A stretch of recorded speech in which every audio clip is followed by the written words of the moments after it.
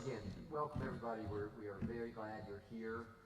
This is an opportunity for members of the public, and this is one of 3 public hearings that we're going to have related to redistricting.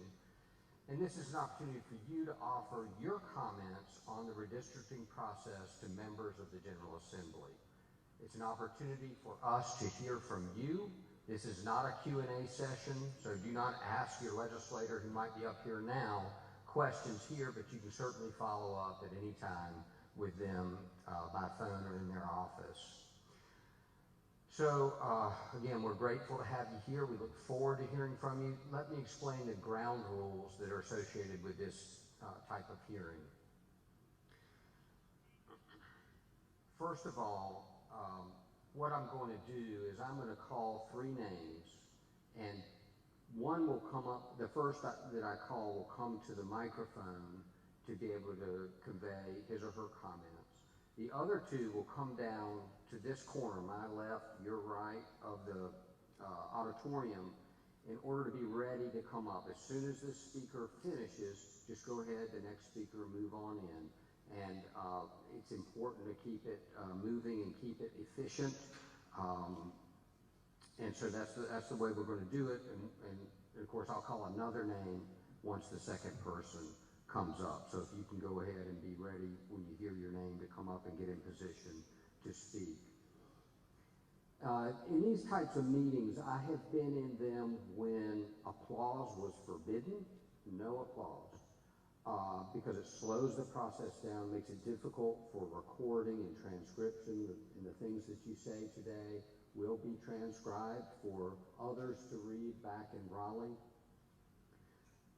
But I've also been in meetings where applause was allowed, and so what I'm going to do is ask you to use your judgment.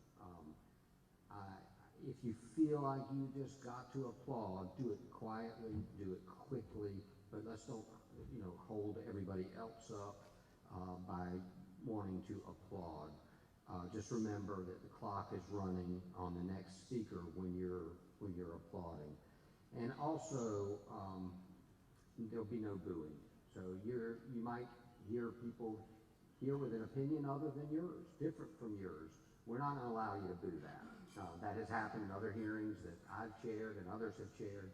We're going to be respectful to everybody in this room. Everybody gets a chance today that wants to offer their opinion about redistricting, and we're going to respect everybody's opinion, whether we agree with that or not. So please do not boo anyone you disagree with.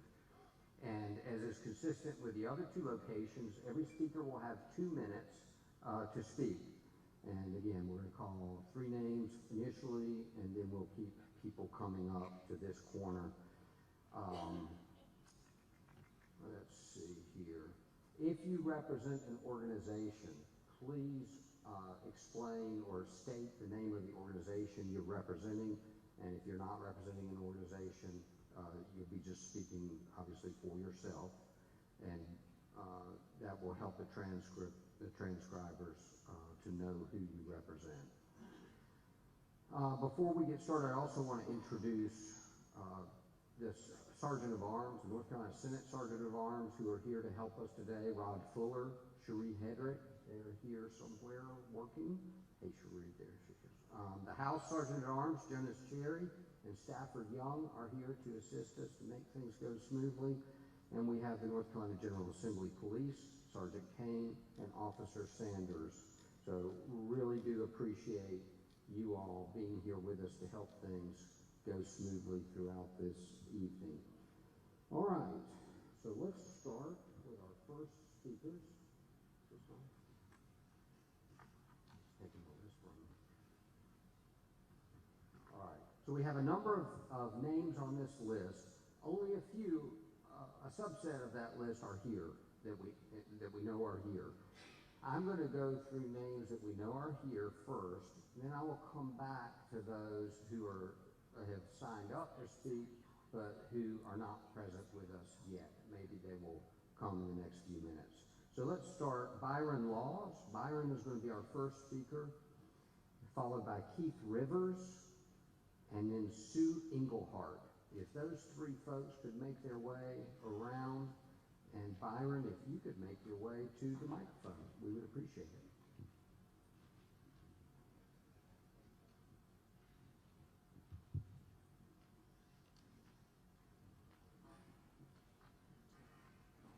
Again, 2 minutes, and the Sergeant at Arms will remind you of the time, and then if you're representing the organization, who you represent. Thanks. Okay, thank you.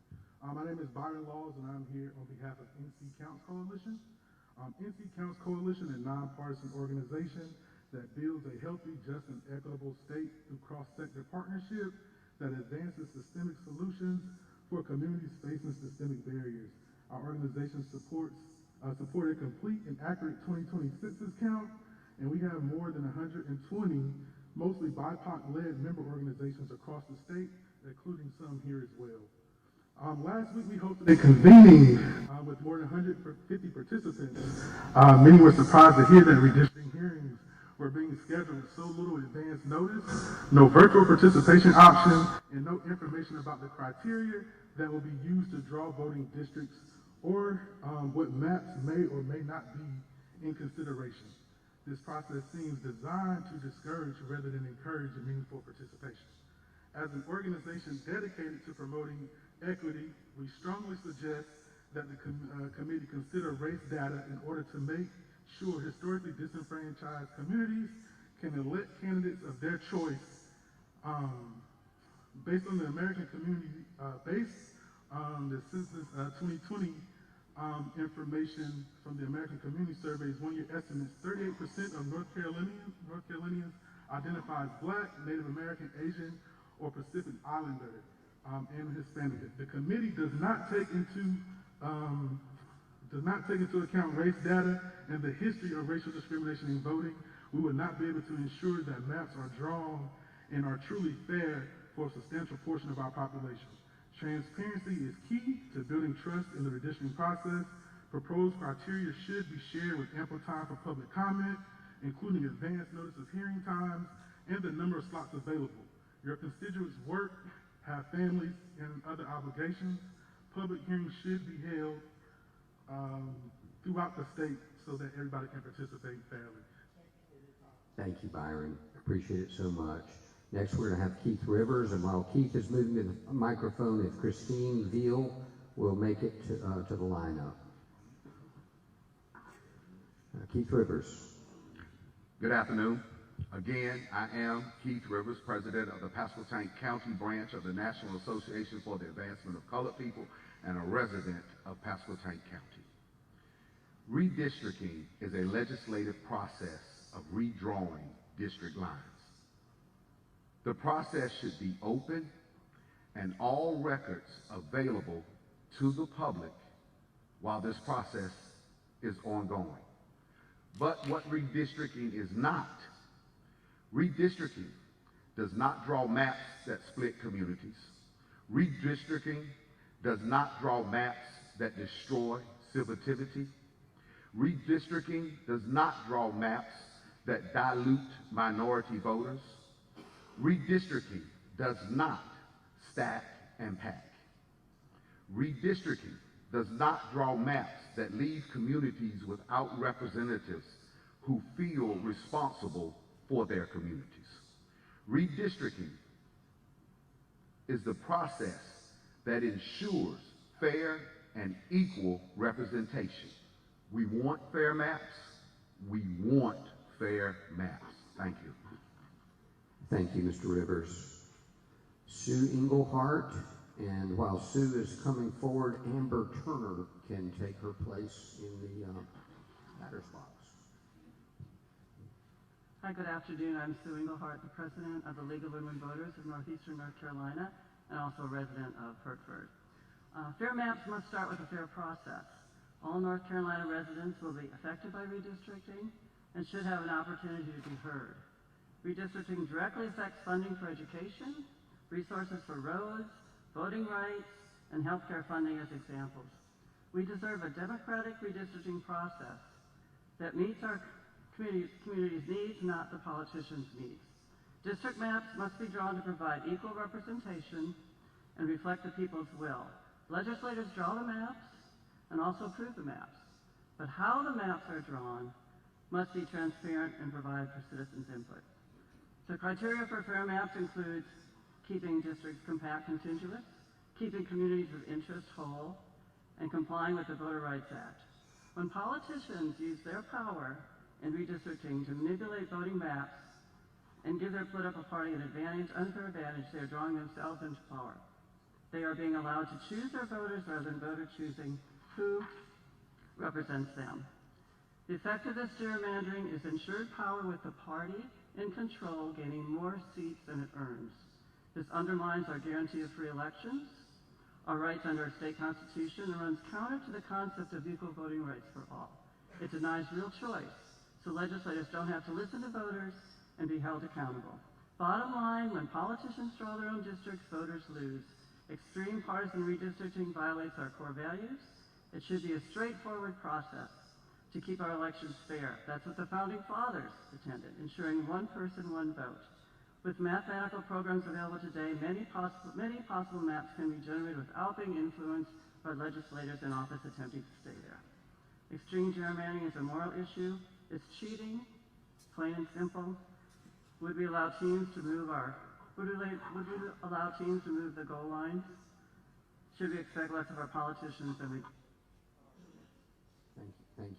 Thank you, Ms. Engelhardt, for those comments. So Christine Veal is next, and I wanted to go ahead and call up Cheryl Bryant.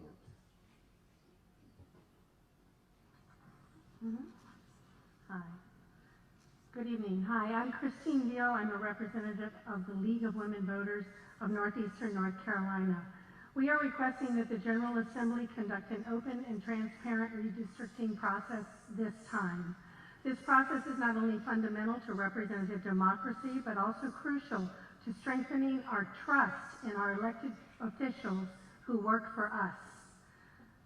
Most importantly, this process should avoid the blatant division or grouping of counties, municipalities, and voting precincts only to benefit the party in power.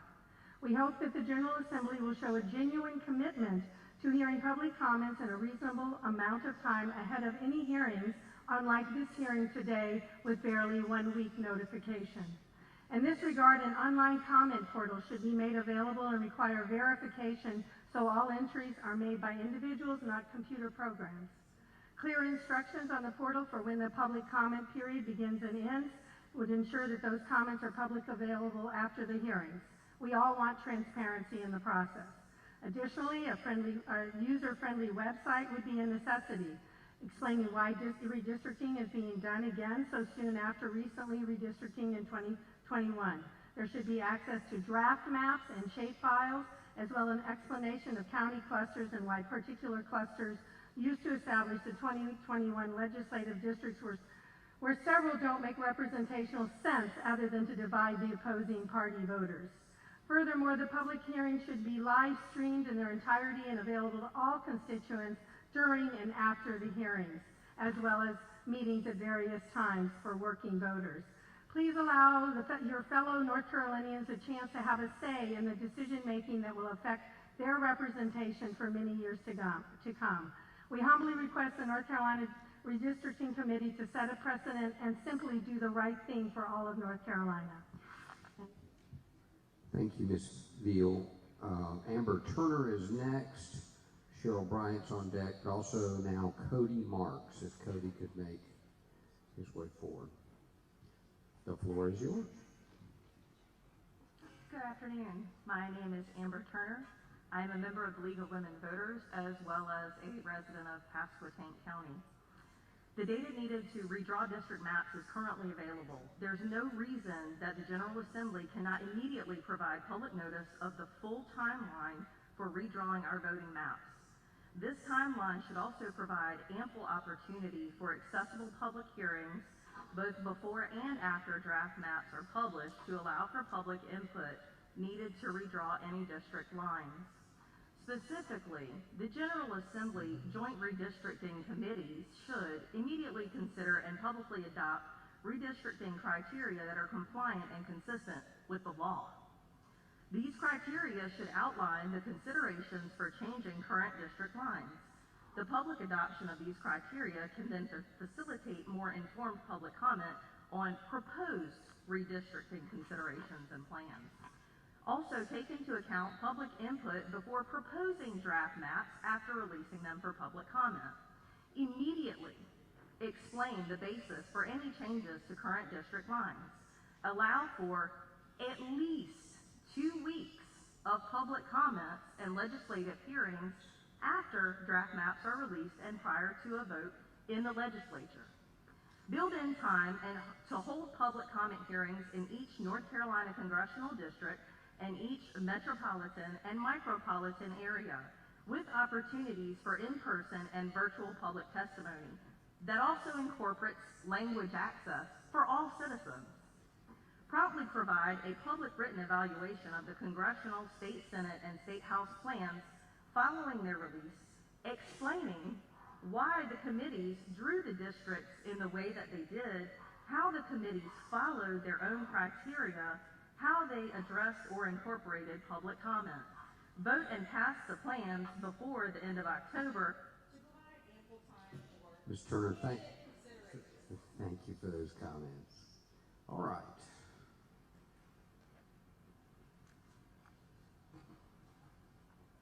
I'd also like to point out that Don Davis has joined us today, a good friend of mine and a former colleague in the North Carolina Senate. Always a delight to work with.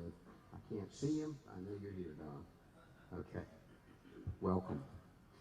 All right, we're to Cheryl Bryant. Cody Marks is on deck, and then Virginia Wasserberg, if she would move over to the batter's box as well. So Cheryl Bryant. Good afternoon. My name is Cheryl Bryant, and I've been a resident of Eastern North Carolina for over 50 years. I am here today because of concerns that I have about the process for gathering input regarding the North Carolina General Assembly's redistricting plans and how those plans could potentially impact Eastern North Carolina, a region with traditionally high poverty and unemployment rates, food insecurity, and a lack of adequate public transportation, affordable housing, and health care providers. As someone who's worked on the front lines of helping others and doing the work of community engagement for over 40 years, I understand the importance of having representatives who are committed to addressing these issues, and that's why it's so important that we have a redistricting process that is inclusive, fair, and just. As we work towards this goal, I suggest that we increase the number of public hearings being conducted, expand the time frame for conducting hearings so we can provide opportunities so we can provide appropriate notifications to our state citizens, and increase the locations in which the hearings are being conducted so these locations are reflective of the wide geographical diversity in our state. And a state with over 10 million people hosting just 3 public hearings does not serve the public interest, and it does not promote inclusiveness, justice, or fairness. Fair maps must start with a fair process. So let's commit ourselves today to making this process fair. Thank you. Thank you so much, Ms. Bryant. Cody Marks.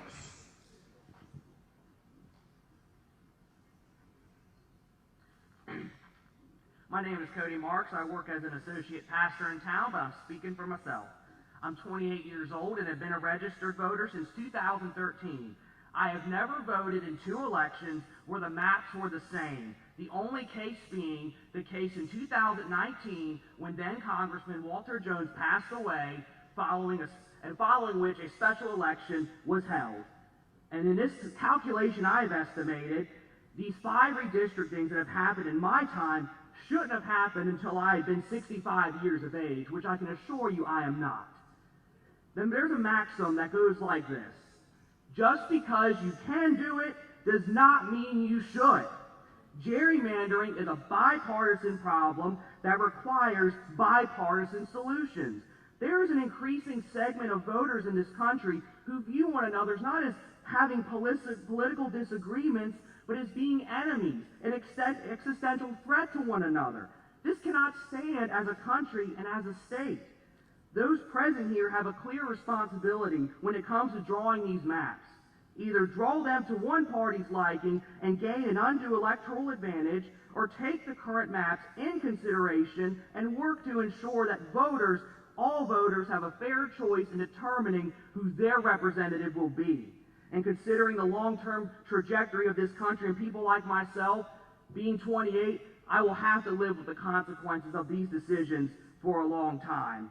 And I have to also ponder in conclusion as to why this hearing is being held at a time when many working voters who have to live with this choice can't even be here.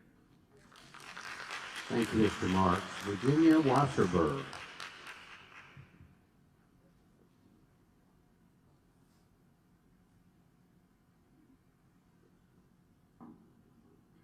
Good afternoon. My name is Virginia Wasserberg. I am a resident of Elizabeth City, Pasquotank County, and I am the elected chair of the Pasquotank Republican Party. But before any of that, I'm a wife and I'm a mother of 2 beautiful young children. Thank you for this opportunity today. I appreciate this transparent process that has been afforded to the public concerning redistricting that gives the people a seat at the table with you. It enhances the public's trust in its government. Despite your efforts, various groups will file lawsuits against these maps as soon as they are adopted. And that unfortunate partisan attack on our democratic republic does not deserve priority over the people by asking judges to draw our maps. Lawsuits that are filed against redistricting in the last decade have harmed our taxpayers by forcing the state to spend millions of dollars defending such frivolous efforts, and this has to end. North Carolina voters deserve certainty in their districts. Their rights should not be infringed by unelected lawyers trying to blind and hold down Lady Justice by encouraging our judges to go along with them. The 2024 general election filing deadline is fast approaching and in December of this year, and with primary elections following in the spring, we have to adopt legal maps so our candidates can file and community volunteers such as myself can inform our community to exercise their most fundamental American right, the right to vote for their elected representatives. In conclusion, I thank this legislature for this public, transparent, and unbiased process of redistricting. It's my hope, my prayer, and my sincere desire that groups playing political games with frivolous lawsuits will stop. The games directly affect the livelihood of my neighbors, my friends, and my beautiful children. Thank you. Thank you, Ms. Wasserberg. So those are the folks we know are here who signed up to speak. I'm going to kind of look to the Sergeant at Arms to see what we've got. Looks like we got one here in the front.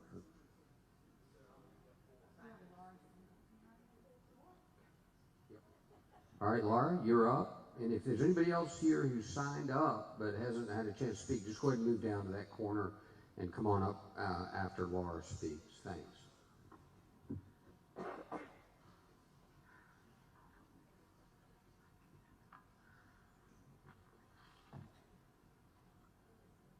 My name is Laura Singletary, and I'm co-president of the League of Women Voters of Dare County. I reside in Kill Devil Hills. Thank you for this time to speak. Voters should choose their representatives, not the other way around. Voters deserve open and transparent information about our districts. We deserve adequate notice of the criteria, timeline, and process of redistricting. The General Assembly must avoid secret maps and meetings. State court found that State House, State Senate, and congressional plans were the result of, quote, intentional pro-Republican partisan redistricting. End quote. Current maps are biased and disregard communities.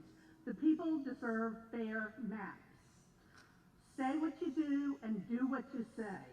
The General Assembly should abide by our Constitution, and I quote, no county shall be divided in the formation of a representative district, end quote. Nevertheless, in 21 maps divided Dare County. Upper portions of the county, Kill Devil Hills, rolled into District 1. KDH neighborhoods were cut straight through and moved to District 79 at great expense of our boards of elections. Keep it simple, clear, and fair. Criteria should include equal population, geographic contiguity, and effective representation of minorities. Standards should ensure that NC have fair maps regardless of which political party holds power. The General Assembly has an opportunity to report restore public trust. I urge you to do the right thing and create fair maps of the people, by the people, and for the people for 2023 and beyond. And thank you again for this opportunity. Thank you, Ms. Singletary. All right, we have at least 1, 2, 3, 4, 5, several other speakers. All right, great. Come on up, next one in line, and let the Sergeant at Arms go ahead and introduce yourself to the group.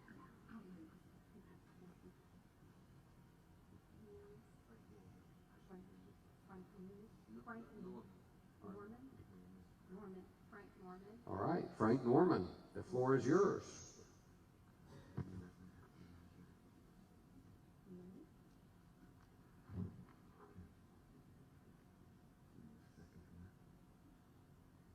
Sorry about that, my phone went off on me. I'm trying to record it as well.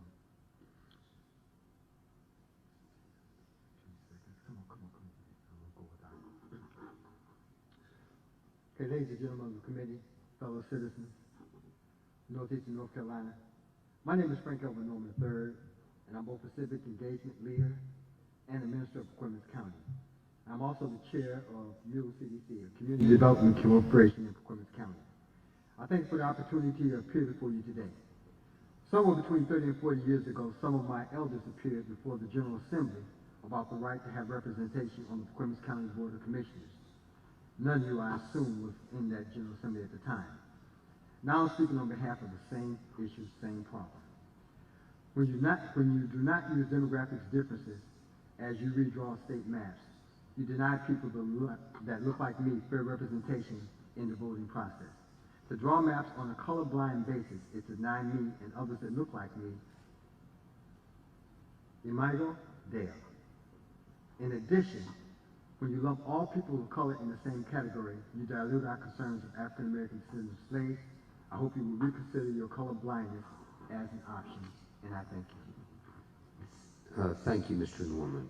Next up, you can go ahead and come to the microphone.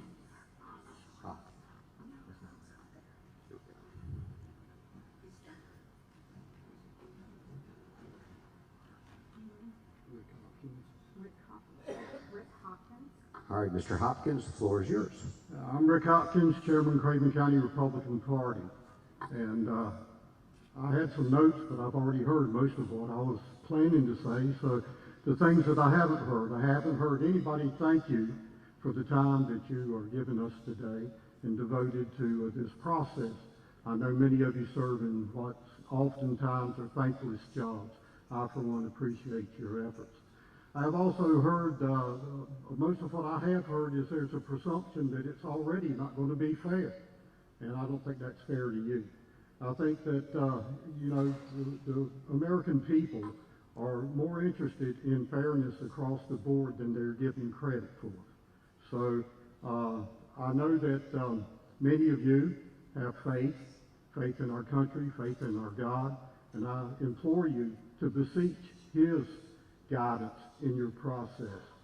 Let Him guide your thoughts, let Him guide your actions, and let Him steer you in the right direction for doing what is right for our country and for our state of North Carolina. We have a lot of voters that are disgusted with past processes, and it's up to you to show them that this is a fair and transparent process. If they haven't seen the evidence of that so far, please make it clear in the future. I do agree that we have a large majority of the people that aren't here today because they have to work, and we need to take that into consideration and maybe have some later scheduled meetings. Thank you again for your service and for the time you've given us today. Thank you, Mr. Hopkins. Next up.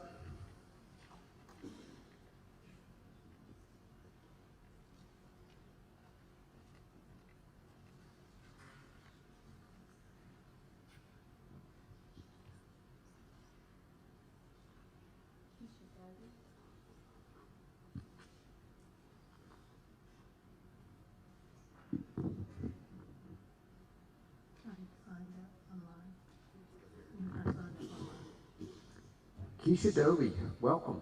Thank you. Thanks for being here. Thank you. Good afternoon, members of the Redistricting Committee. Thank you for coming to Pasco County. As stated, my name is Keisha Dovey, and I'm a lifelong resident of Elizabeth City. And I'm here today in support of fellow members of Northeastern North Carolina to demand a better process in the hearings and map-making criteria to come. In 2021, my public testimony demanding better maps for the state's northeastern corridor that I call home was manipulated by lawmakers to justify another round of political motivated gerrymanders. I submitted to lawmakers that I wanted to keep Elizabeth City and Pasquotank County whole as a part of a diverse community of interest that comes together across race and space to often vote together for candidates of our choice. But I also made it clear that I did not want my district drawn in a way that could harm historically marginalized communities in adjacent counties. Nevertheless, my wishes were not followed. In advocating for a better process, just like everyone else, I would suggest having an equal number of hearings before and after the maps are created. To have feedback, you need a product to make feedback on. And that's what we need, a product to offer our feedback. Working with advocacy groups in 2021 provided me with an expertise in redistricting, helping to contribute maps to my state and local community. I ask that you provide opportunities for us as citizens to have more than one hearing, especially in an area as broad as Northeastern North Carolina. Thank you for your time. Thank you for your consideration. Thank you, Ms. Dovey. I also wanted to announce that Representative Pricey Harrison has joined us. We can't see a thing past the edge of the stage, so we don't mean to be disrespectful, but Pricey's here somewhere. And Representative Harrison, we welcome you. There she is. Okay. Okay, next up.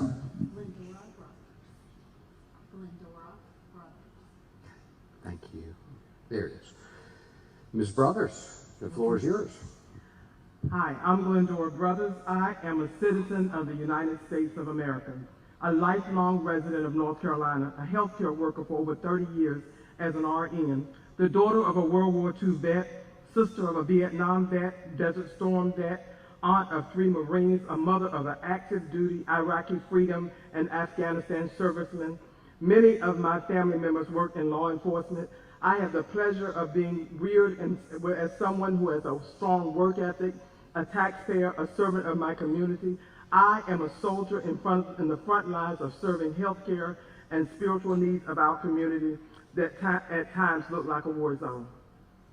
I am very concerned about government officials packing and cracking, weakening, minimizing the power of the vote of marginalized members of our community. Using gerrymandering has become a common practice of power mongers who hide behind the facade of patriotism while undermining strength and power of the vote. This is un-American, lacking integrity, and simply not fair. The solution is stop gerrymandering. Candidates running for office should not be a part of the redistricting decisions. Redistricting should be done by independent, nonpartisan members. Hearings should be held before and after maps are drawn. Those meetings should be announced and planned well in advance through all mediums of communication, able to respond in writing, phone, online, as well as in person. Meetings, planning, and decision-making should be transparent, public, not secretly unannounced or with little time to plan or attend. I thank you for your time, as all that have come before me, and I'm looking forward to you responding and being accountable to the communities that you serve. Thank you. Ms. Brothers, thank you for those comments. Okay, next up. Who's next in line then? Is it Brianna? Are we to this next list? I can't see how many folks we got. Destiny Jordan. Ah, Destiny Jordan, welcome. Let me just find you on the list. There it is. Okay, Ms. Jordan. All right. Good afternoon. Good afternoon. My name is Destiny Jordan. I'm a resident of Pasquotank County, and I'm also an alumni and a current graduate student at Elizabeth City State University. I'm here today to demand a fair, straightforward, and comprehensive process to keep our community together and have the opportunity to give input on drafted maps that are created. Today, September 25th, 2023, this is a short notice and schedules have been made it difficult for many people to participate, and that stands in opposition to the supposedly legitimate and transparent goals. I don't know how we can expect to discuss fair districting or craft an actionable testimony and response. But what I do know is the failure to promote this hearing broadly made it more difficult for people of all ages to have a better understanding, much less our students, of the difficult impact and the influence on how redistricting is supposed to get done. I ask for future hearings, hold more public hearings before and after the maps are drawn. When hosting these hearings, consider the hours around traditional university class times and work hours to protect the integrity of all of us, and that the drawings of our districts is a process that can be relentless, eagerly, and rigorously reclaimed for our campuses and community. Ensuring that colleges, universities, and especially my HBCU, does not become prime targets of partisan gerrymandering, because I have a right to protect and modelize the vote in my community on my campus. Having an online portal to explain any questions on these topics will be extremely helpful. To welcome all current and new students who just moved into the state or are voting for the first time clarity about any decision process. Some students stated that they don't really understand what the exact impact of gerrymandering and redistricting is. This can be confusing for them and weaken their capability to participate in the voting process, since sometimes they don't even know who their representatives are. Thank you for your time. Thank you for those comments. Next speaker. And we're getting a little carried away with the applause. I appreciate the sentiment, but let's remember we got a speaker that's trying to get up here to the mic. Larry Brown. Mr. Brown, welcome. Hello. How are you? It's indeed a pleasure to be here today. My name is Dr. Larry Brown, Senior Pastor of Faith and Victory Christian Center Church here in Elizabeth City. I've been a long life citizen here. My parents was raised in this alma mater area, not far from here. We partner with several businesses as Alma Mater Centera, Alma Mater Regional Health, churches, local beauticians, barbers, NAACP, others from the community outreach programs.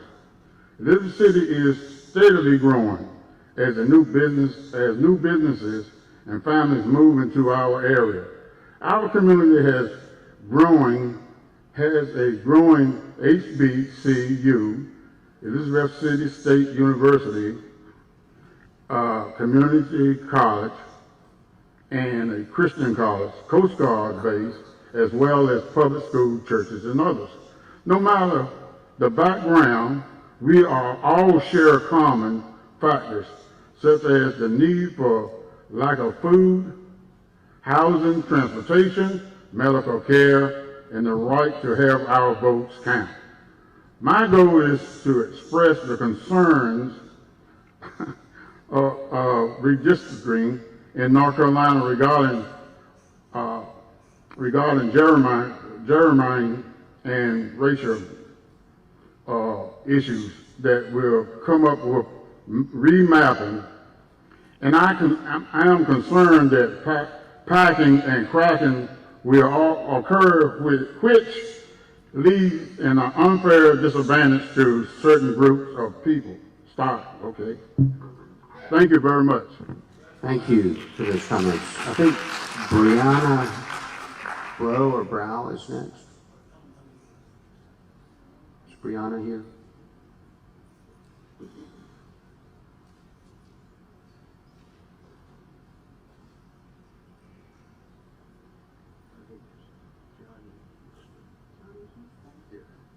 John Houston. Okay, hello, Mr. Houston. The floor is yours. Good afternoon. I wish to express appreciation for the committee coming to this area to hear the voices of the people.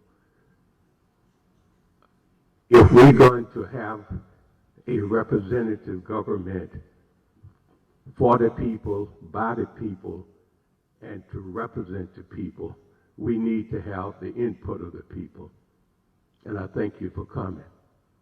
I am disturbed, though, as to how you came. I thought we would have gotten a 2 weeks or 2 months notice that you were coming, to let us know that we were coming. I would have thought that you would have come and had a meeting in the evening after most working people were out, at least at 5:30 or 6 o'clock, and let people know that you could get a representation of the people. The audience here is not a small audience by accident. It's a small audience by design as to how the committee is working. Okay, we are not gonna interrupt the speaker. You're wasting his time with applause. Thanks. And so I would simply say that the process by which you go about this gives a strong indication of the people as to whether or not you're really trying to do your job fairly for all citizens in the state of North Carolina. And I would like for you to give attention to that as you go forward. Thank you. Thank you, Mr. Houston. Next speaker.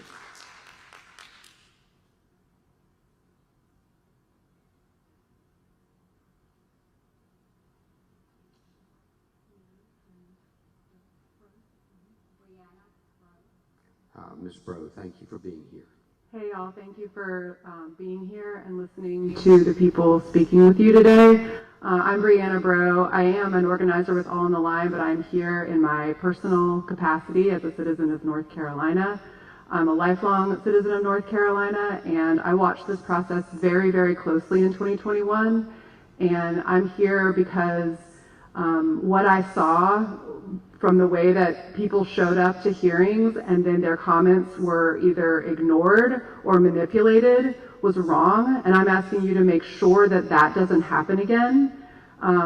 People are coming out, taking time out of their day, driving long distances to speak to you and to tell you what they need from MAPS, and they are almost all saying the same thing even across party lines. They're saying we want transparency, we want you to listen to the people, and we want maps that represent our communities.